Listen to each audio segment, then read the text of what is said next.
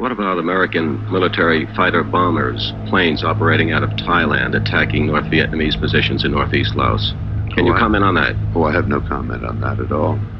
We are the armed reconnaissance, but that has nothing to do with bombing or anything. Any comment on the reports of an escalated American military commitment, reports of larger bombers, B-52s operating? Could you comment on any of that, sir? Well, I just might make you comment. We have no commitment in Laos. Our military assistance and materiel is being supplied pursuant to the request of the Royal Lao government and in consonance with the Geneva Agreements of 1962. But to any question that would request an itemization of American military involvement, what would be the official American reply here, sir? Oh, certainly be no comment. Thank you very much, Mr. Ambassador.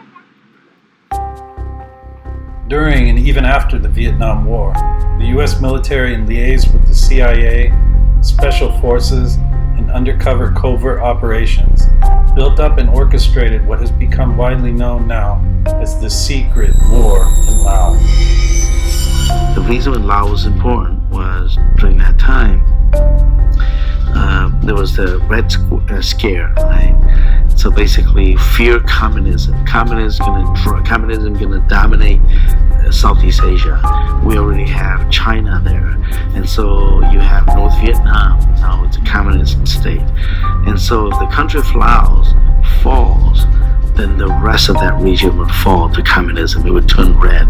So it's the domino theory, right? So if one domino falls, the rest of them would fall. As a result of the Red Scare, U.S. President Eisenhower approved CIA training of anti-communist forces in the mountains of Laos to stop the spread of communism. After the Geneva Conference of 1954, no outside forces were to be in Laos. Thus, the beginning of secret operations that would continue for over 10 years by John F. Kennedy, Lyndon B. Johnson, and Richard Nixon. The fear always being the loss of Laos to communist forces. So if North Vietnam is going to play this game, we can do the same thing. And instead of using our own troops, right, that we can use the indigenous people. And that's why Colonel Belair was sent over to train the Hmong people to fight as surrogate soldiers of the American armed forces, because they couldn't be there. The military forces can't be there, but they send CIA advisors. Are clear. Any change in the status of Laos must send tremors throughout the entire area. Today, American jets from Thailand and from carriers in the Gulf of Tonkin continued to fly a heavy schedule of missions against the North Vietnamese and Pathet Lao. There are no American combat forces in Laos. We have been providing logistical support and some training for the neutralist government in order to avoid Laos falling under communist domination. As far as American manpower in Laos is concerned, there are none there at the present time on a combat basis. We do have aerial reconnaissance. We do have perhaps some other activities. I won't discuss those other activities at this time. Army Security Agency was a military operation for people listening in on other countries. You know, Americans love to listen in, and in God we trust, although that we monitor, you see. In fact, this pin, I don't know if you can see it, but the pin has an eagle's claw grasping lightning, and that was us listening to, landlines, or also listening to the airwaves. Those days we had secret agreements for several years, even after we left the military. Now, a cover story, if I was ever asked in a Patpong Road bar, for example, what do you do? I would say I was a freelance typewriter repairman, temporarily attached to the T-50th Mess Kit Repair Squadron. We sharpened knives, unbent spoons, and I forgot, shine forks. But it was very revolutionary in design. That's why it was top secret, cryptographic, and we couldn't tell you. Now the problem was, of course, there are no secrets in Asia. So within the first week I was here, I went into a Patpong bar, And we're talking, and I bought the girl a drink, and you have to understand, nobody knew what we did, nobody knew we were here. And I'm talking to this girl, and she said, "So you truck driver or cipher?" And I said, "Excuse me?" And then she made the motions. She said, "You truck driver or cipher?" And she went like that, dit. And I thought, we are going to lose this fucking war. So, what about Patpong? To understand this fully, we must journey back in time to the 1940s. World War II, actually. The Patpong family had grown. Udam, son of Punpat, had joined the Siri Thai during World War II. This was a resistance group formed to combat Imperial Japan. The U.S. recruited Thai operatives to work within the OSS and trained them in America. OSS eventually transformed into what is now known as the CIA. Training included shooting, hand-to-hand combat, secret ops, special forces.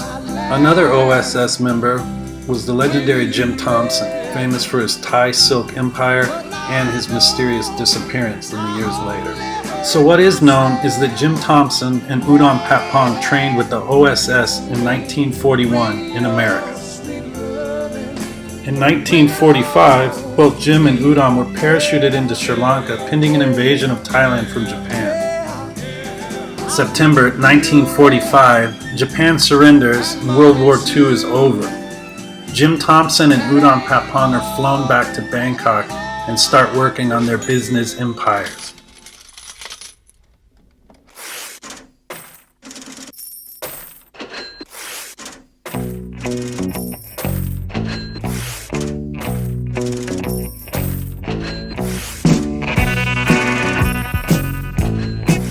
After World War II was over, Udam was entrusted to develop the family land in Patpong.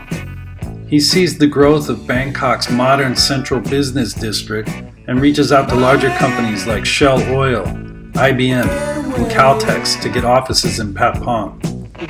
Airline offices also came in mass. Foreign Correspondence Club, Associated Press, and UPI for media networking. His past OSS connections bringing in American government, Chamber of Commerce, and the U.S. Information Service Library. Naturally, Patpong would also soon find home to secret CIA offices and hangouts for Civil Air Transport and Air America. Air America became the lifeline for the U.S. military secret war and vital to keep the missions running. With Air America and CIA, the business of war became apparent, and in short time, Patpong became a melting pot for covert operations as well as unique characters. Jack Shirley and Tony Poe were agency people, and they used to come right here in the Madrid bar on Patpong Road, along with a whole number of others who have passed away. And my experience with Air America was in Thailand, Laos, Cambodia, and Vietnam. Patpong became our home because we stayed here, went to school here, went to Patpong Road. Another infamous CIA agent was Tony Poe. Tony Poe was one of the notorious lone wolves of the CIA.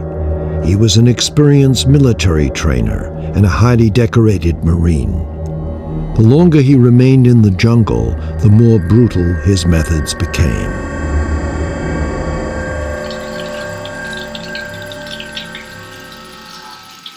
What did they tell you? They told me that you had gone totally insane. And that your methods were unsound. Are my methods unsound?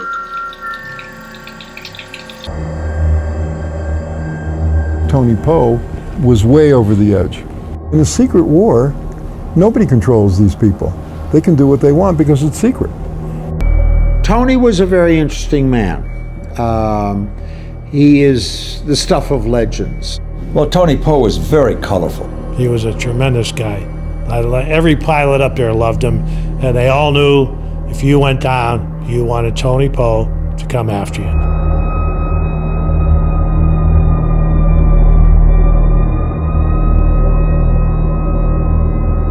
He is a warrior. He loved to drink, he loved to carouse. And he developed a reputation of being his own man, tough talking, hard drinking fighter. He was just one hell of a guy. I mean, he would go up, he would live with the locals loved him. He'd go out with a patrol and he might be gone 2 or 3 months, especially in the early days when we first got there. He collected ears. People questioned that whether he was killing as many Pathat Lao as he said. And so he did this thing of cutting off their ears and sending us a bag of their ears.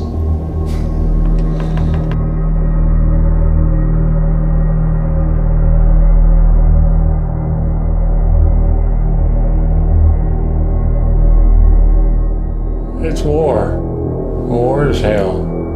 And if you're going to do it, let's do it with gusto.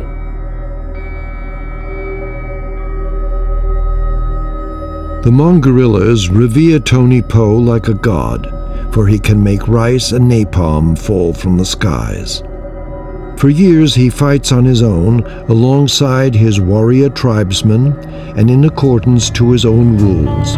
He bows his head to no one and is no longer controllable.